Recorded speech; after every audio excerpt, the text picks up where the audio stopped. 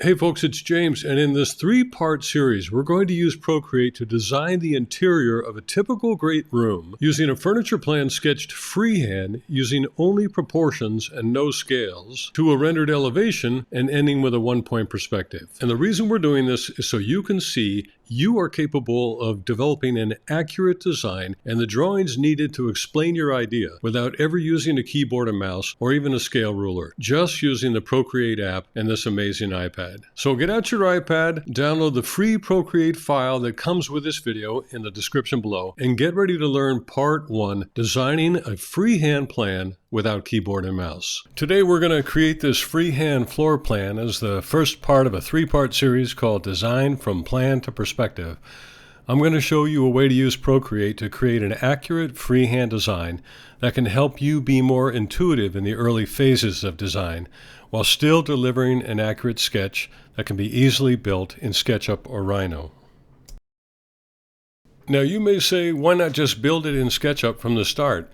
And my answer to that is that SketchUp and Rhino are such powerful programs that the same features that make your concept designs come together so quickly and with such apparent finality may actually make you resistant to modifying the design. That's why I prefer to begin all design as freehand sketching, guaranteeing that my thinking remains loose and spontaneous. After all, concept design is the time to make your design as imaginative as possible. So you want to be on the lookout for possibilities in every gesture of the pencil, even the accidental marks you make on the page.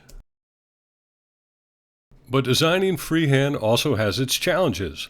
When you design freehand, there's no built-in scale or software to make sure that, say, a 3-foot wide opening is really 3 foot wide. So you have to take care that your freehand sketches are loose and imaginative, but accurate enough to be useful when you switch over to SketchUp or Rhino.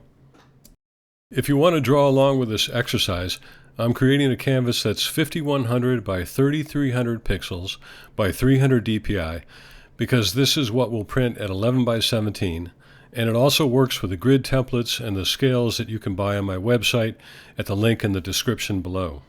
Now, in this exercise, we're going to be designing a living room and a dining room to fit in an open barn type space about 24 feet wide by 40 feet long. So I'm going to begin by creating a freehand square that's meant to be 24 feet by 24 feet. Now my room is 24 by 40, so I'm going to turn the 24 by 24 square into a 24 by 40 rectangle by using proportions and a little math. Realizing that I need to make the room 40 feet long, I'm going to have to add 16 feet to one of the sides. Well, I figure out that 16 feet is 2/3 of my 24-foot square, so I estimate 2/3 of one side of the square, copy that, and paste the line next door. Now I clean up some of my marks, and I'm left with a space that's 24 by 40. Now learning to estimate proportions is useful, but I'm going to take advantage of Procreate's Drawing Assist feature and add a grid to this room, dividing the 24-foot wide room into 8 sections of 3 feet each. And this will help me estimate my furniture when I draw it in freehand. So here I'm using the slider to adjust the size of the grid, so I get 8 squares across the 24-foot room. And sometimes you don't get completely accurate with a slider. You can also change it, actually entering the digits if you want. I'm going to adjust it one more time here, get the grid size. It doesn't have to be spot on. I also need to come back in and make the grid less opaque. And here we go. And I call this phase the blobbing out of the design. I'm using the number 5 flat brush, and I'm just going to make some very broad shapes. I start by dividing the room into 2/3 and 1/3, a living room on the left and a dining room on the right. And I just want to get approximate sizes. I have the grid underneath. It no longer shows in the video replay, but that same grid is underneath.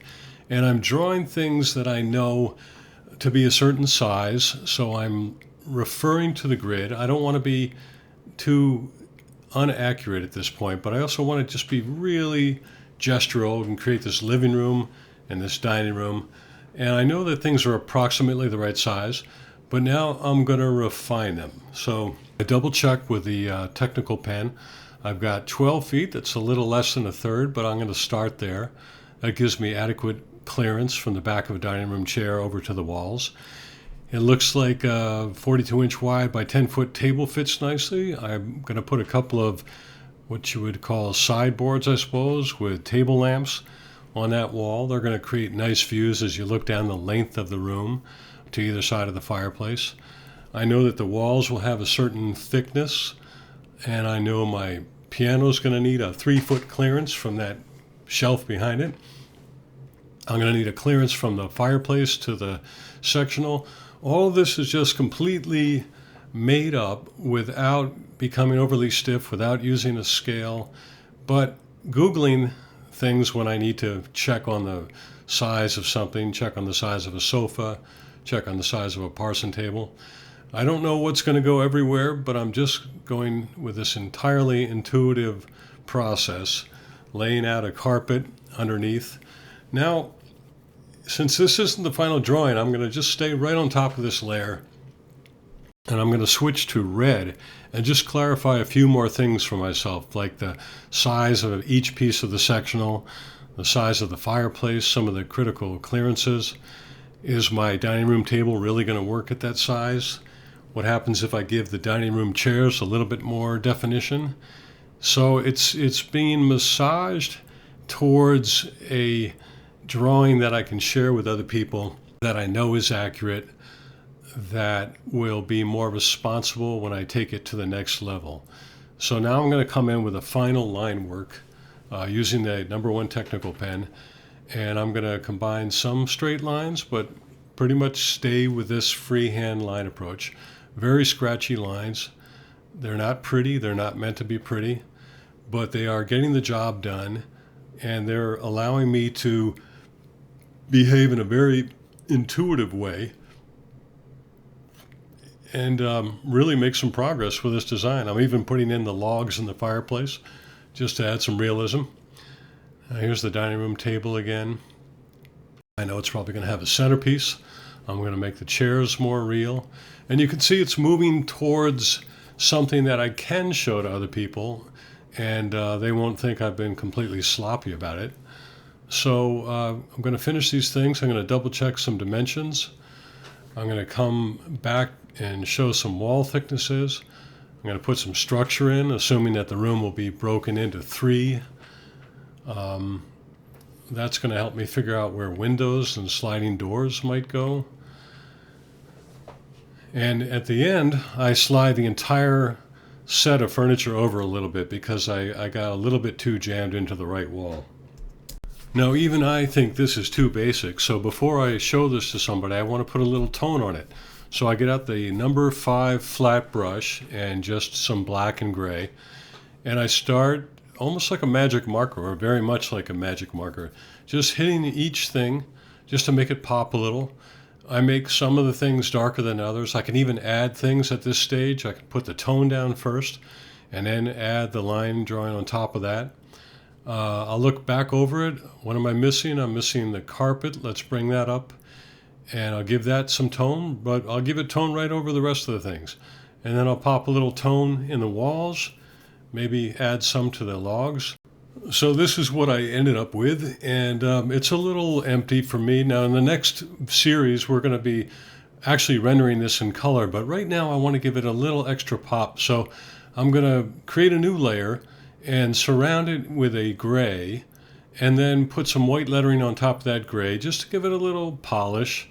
And now it's very basic, but anyone that you show this to will be able to understand your concept and could literally start building it in SketchUp. Don't forget that in part 2 we will take this plan and we will project it up into elevations.